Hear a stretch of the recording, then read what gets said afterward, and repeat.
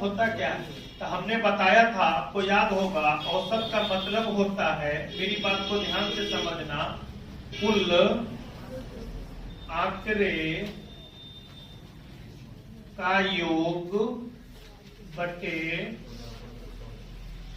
कुल आंकड़े की संख्या। ठीक है जी।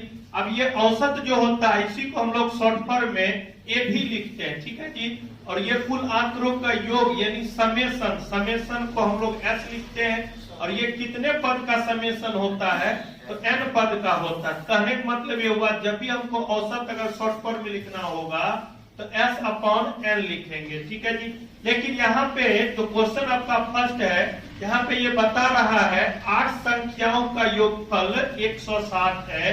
कहने का मतलब ये हुआ 8 संख्या है जिसका कंप्लीट योग आपका बता रहा है 160। तो 8 संख्या है, पद है 8, लेकिन उसका योग करके ही दे रखा है।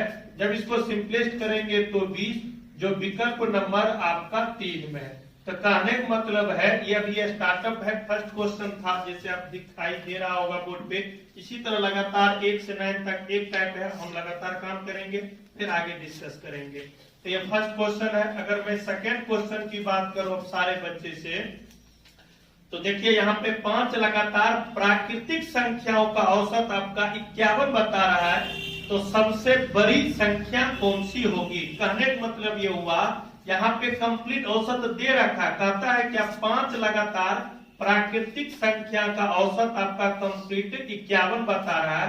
तो आप ये बताओ, जैसे कि चीजों को समझो, ये कंप्लीट बीच में है और 5 संख्या है, और लगातार प्राकृतिक संख्या काउंटिंग नंबर होता है 1 2 3 4 5। तो कहने का मतलब ये हुआ, थोड़ा सा बैक जाओ, ये लगातार 1 2 3 4 5, अगर 5 प्राकृतिक संख्या की बात हो रहा, पद की संख्या अगर विषम में हो तो आधे दाएं आधे बाएं बीच वाला आपका कंप्लीट औसत हो जाए। कहेंगे सर कैसे? आप जोड़ भी सकते हो, चेक करो, 1 + 2 + 3 4 और 5, और बट्टा में ये बेसिक कॉन्सेप्ट हमने यहाँ से लिया है, कुल आंकड़ों का योग बट्टा आंकड़ों की संख्या, बट्टा में 5 5 4 9 3 12 12 14 15, तो ये हो गया 15/5। सिंपलेस्ट करेंगे तो कितना हो जाएगा? 3। तो हमने अभी वही चीज समझाने का प्रयास किया है। ये डायरेक्ट, जैसे हम ये कहना चाहेंगे 5 प्राकृतिक संख्या का औसत आपका कितना है? अगर 3 है तो प्रथम संख्या पूछेगा 1 हो जाएगा, अंतिम संख्या पूछेगा तो 5 हो जाएगा। लेकिन कहने मतलब ये बीच में है, तो हमको गैप यानी कॉमन जो डिफरेंस होगा, मेरी बात को ध्यान समझना, हमेशा 1 1 का होगा, और बीच में तो ये कंप्लीट, तो 2 दाएं 2 बाएं हम लोग चले जाएंगे। तो कहने का मतलब ये 5 प्राकृतिक संख्या का औसत ये बता रहा है 51, और प्राकृतिक संख्या तो लगातार होती इससे पहले, यानी ये बीच में है, इसका मतलब है 2 पद आगे जाएंगे और 2 पद पीछे जाएंगे। मेरी बात को ध्यान से समझना, ठीक है। तो पूछा क्या जा रहा है आपको? सबसे बड़ी संख्या, तो बड़ी पूछेगा तो दाहिने तरफ जाएंगे, और छोटी पूछेगा तो बाएं। तो कहने का मतलब है यहाँ पे ऐसे एक पद अगर आगे बढ़ेगा तो ये आपका कंप्लीट 52 हो जाएंगे। ठीक है जी। फिर एक पद आगे बढ़ेगा तो ये 53 हो जाएंगे। तो सबसे बड़ी पूछा जा रहा है, इसीलिए आपका 53 इज राइट आंसर। ठीक है जी। तो ये सेकेंड क्वेश्चन था। अगर आपको चीजों नहीं समझ में आ रहा तो हमने बेसिक से भी काम किया है, आपको अगर देखना है समझना है तो वीडियो ऑलरेडी यूट्यूब पे पड़ा हुआ आप देख सकते हो। ठीक है जी। तो ये फर्स्ट क्वेश्चन था और ये सेकेंड क्वेश्चन है, आगे हम लोग डिस्कस कर रहे हैं। ठीक है। कहता है 5 लगातार प्राकृतिक संख्या का योगफल अब 165 है। यानी क्वेश्चन नंबर, अगर मैं थर्ड की बात करूं अब सारे बच्चे से, ठीक है जी, क्वेश्चन नंबर थर्ड हम यहाँ पे बात कर पा रहे हैं। ठीक है यार, ये इसको थोड़ा सा मिटाते हैं, फिर आगे चीजों को समझाते हैं।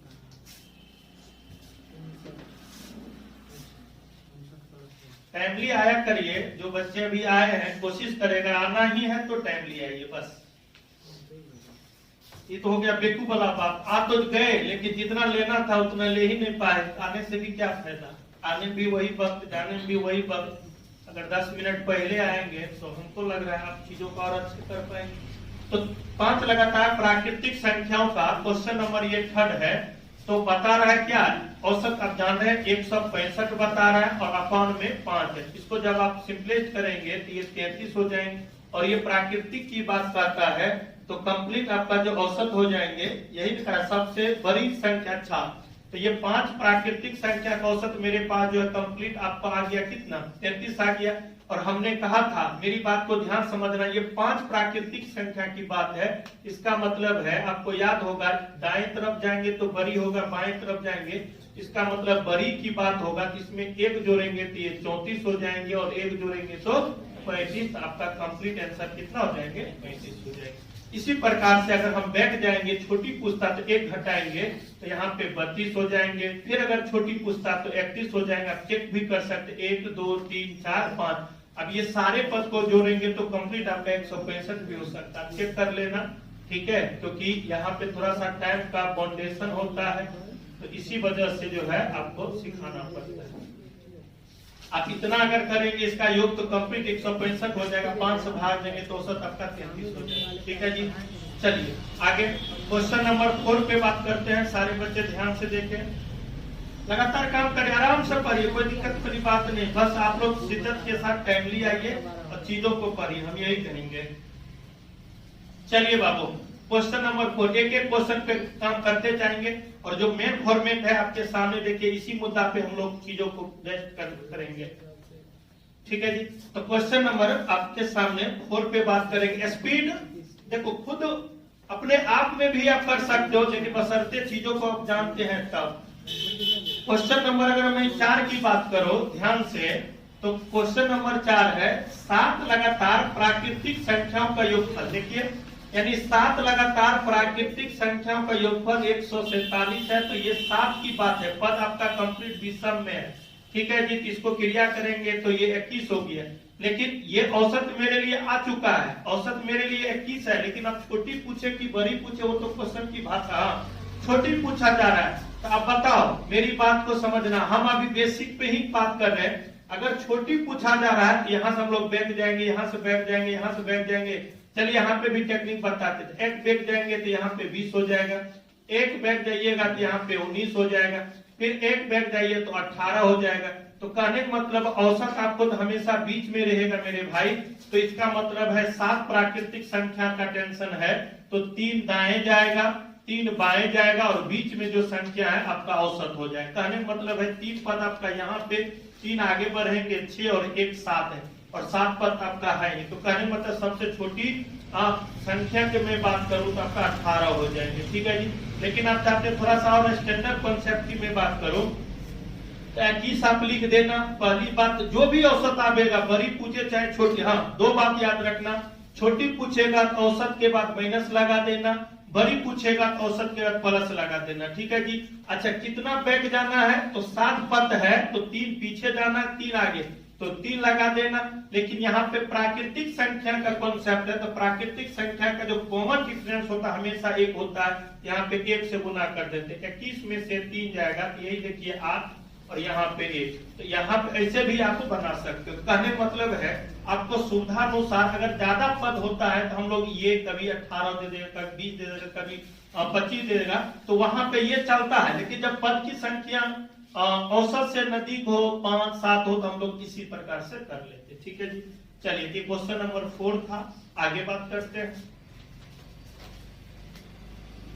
सारी बात समझ में आ जाएगी, बशर्ते आप ध्यान से सुनिए हम कहना क्या चाह रहे हैं, ठीक है जी।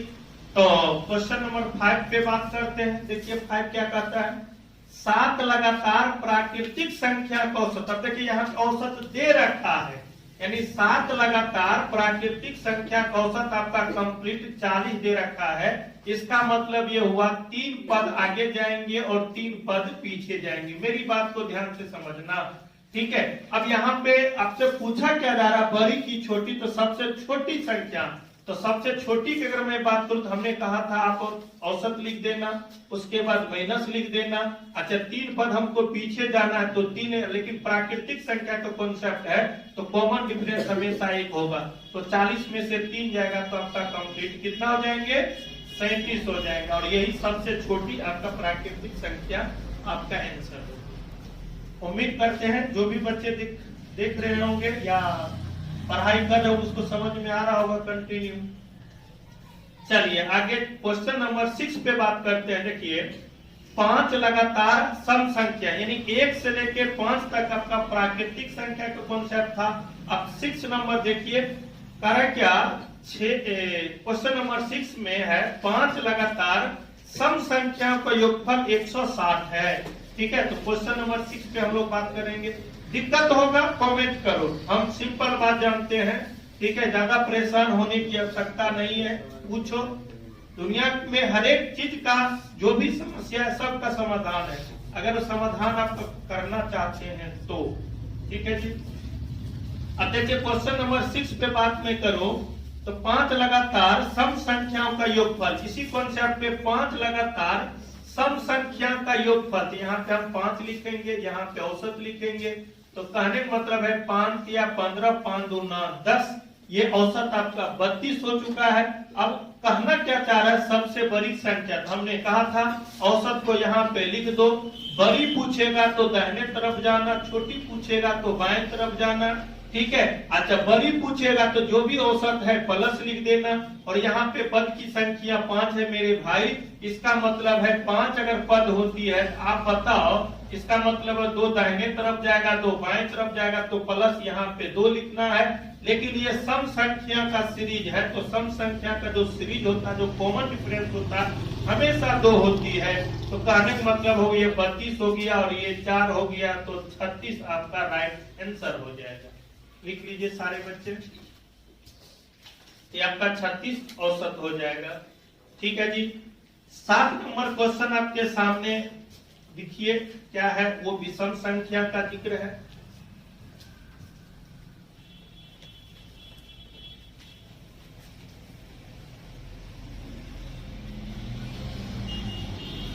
सात नंबर क्वेश्चन देखा जाए सारे बच्चे, कहने का मतलब ये हुआ 5 लगातार विषम संख्याओं का योगफल 105 है। अब यहाँ पे कह रहा है क्वेश्चन नंबर 7 है, लेकिन 5 लगातार विषम संख्याओं का योगफल कितना बता रहा है, 105 बता रहा है। लेकिन यहाँ पे पद की संख्या कितनी है, 5 है। तो कहने का मतलब देखिए यहाँ पे ये 21 हो गया। अब 21 तो ऐसे भी विषम में आती है जी। अच्छा, अब यहाँ से क्या करें, सबसे छोटी संख्या। अब बताओ, हमने अब ये न बताने का प्रयास किया था, अगर औसत जो भी आपके पास आ जाए, छोटी पूछेगा तो बाएं तरफ जाना, बड़ी पूछेगा तो दाहिने तरफ जाना। लेकिन छोटी पूछा जा रहा है तो औसत लिखना, औसत के बाद माइनस लिखना, और पद की संख्या 5 है जी। इसका मतलब है 2 दाएं 2 बाएं और 1 आपका बीच में होता है जी। तो यहाँ पे 2 पद, ये पद की संख्या, और ये 2 से गुना करना का है। कॉमन डिफरेंस जो होती विषम संख्या का हमेशा 2 होती है, इसीलिए 21 में से 4 जाएगा, तो ये 7 4 आप जानते हैं 11, तो 17 इज राइट आंसर हो जाएगा। ठीक है जी, तो कहने का मतलब है हम लोग क्वेश्चन सीरियल वे में 1 से लेके 7 तक पहुंच गए। आगे भी देखिए आपका लगातार क्वेश्चन दे रखा है।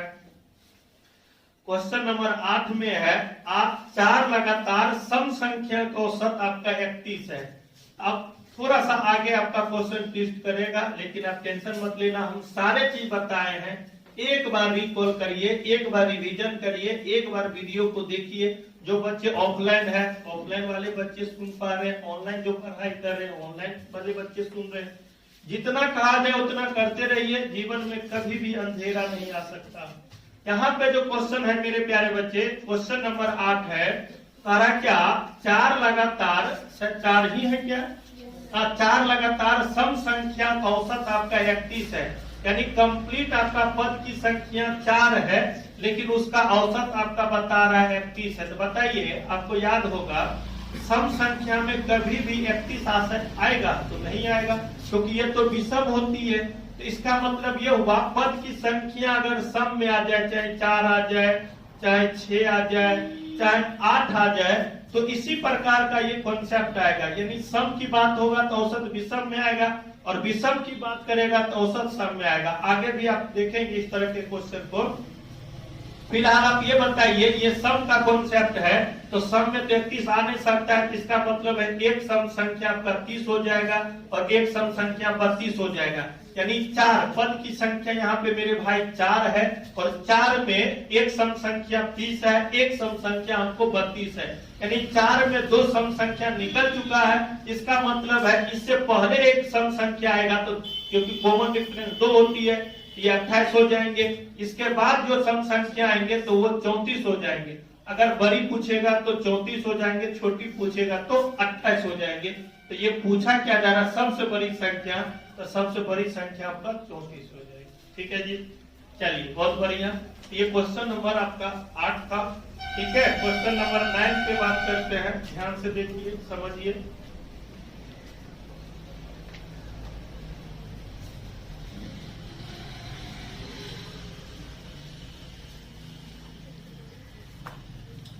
क्वेश्चन नंबर 9 क्या है, देखिए सारे बच्चे। क्वेश्चन नंबर 9 है 4 लगातार सम संख्या का योगफल। अब देखिए 84 दे रहा है, अब यहाँ पे योग दे रखा है, तो 84 और यहाँ पे हमको लिखना है 4, ये औसत। इसको जब आप रिमूव करेंगे तो वही बात 21 हो गया। और हमने कहा था अगर पद की संख्या सम में आएगा तो उसका औसत हमेशा विषम में आएगा। अब पद की संख्या अगर सम में, अगर विषम की बात होगा तो सम आएगा। ये बात याद रखना। हो सकता है ये बात आपको समझ में नहीं आया होगा, लेकिन इतनी ही बात याद रखना, अगर पद की संख्या 4 हो तो वहां पे बीच का कॉन्सेप्ट नहीं चलेगा, और बीच का कॉन्सेप्ट नहीं चलेगा तो इसको कहना क्या है, यानी 4 लगातार सम संख्या का औसत आपका 21 है। तो बताइए सम में कभी 21 आएगा? नहीं आएगा। इसका मतलब है इससे पहले जो सम संख्या होगा 20 होगा, इसके बाद जो सम संख्या होगा 22 होगा। ठीक है जी, अब ये कंप्लीट, ये भी सम है और ये भी सम है, और पद की संख्या 4 है। इससे पहले अगर मैं सम संख्या की बात करूं तो ये 18 हो जाएंगे, और इसके बाद अगर मैं सम संख्या की बात करूं तो 24 हो जाएंगे। तो पूछा क्या जा रहा है क्वेश्चन में, और सबसे छोटी संख्या, तो सबसे छोटी संख्या आपका 18 हो गया। तो मेरे प्यारे बच्चे 1 से लेके 9 तक टाइप आपका प्राकृतिक संख्या का, सम संख्या का, विषम संख्या का, या तो योगफल में दे रखा था या तो औसत करके दे रखा था, पूरी बात हमने डिस्कस किया।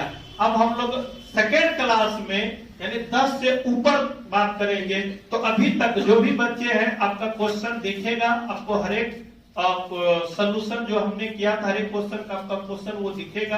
तो क्वेश्चन को पढ़िए, अच्छे ढंग से बनाइए, कोशिश करिए सीखने का। फिर हम लोग नेक्स्ट वीडियो में मिलेंगे, और पूरी वीडियो देखने के आपको सारे बच्चे को दिल से थैंक यू। तो हम लोग नेक्स्ट वीडियो में मिलेंगे।